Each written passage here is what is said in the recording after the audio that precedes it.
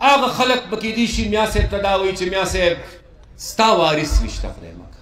خو زه نن پر سټیج ولاړ میا صاحب ته وایم چې میا صاحب یو نه دوه نه په لکاو میا صاحب زه به ذات خود ستا وارث یم. ما نه پیدا زما دوه زلمي زامن دي هغه ستا وارثان دي میا صاحب.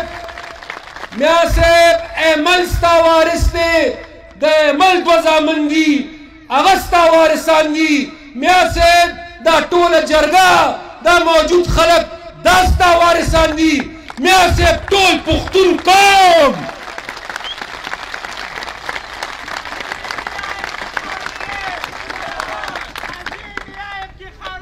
میا صاحب ټول پښتون قوم او هر پښتون بچی او هر پښتنه لور میا صاحب دا ستا وارثان دي ستا وارثان دي او ستا غوندې چې څومره خلک د دې اذیت نه تېر شوي دي د هغې ټولو خلکو وارثان دا خلک دي دا سره جنډه ده دا سوچ دی دا فکر دی او دا نظریه ده.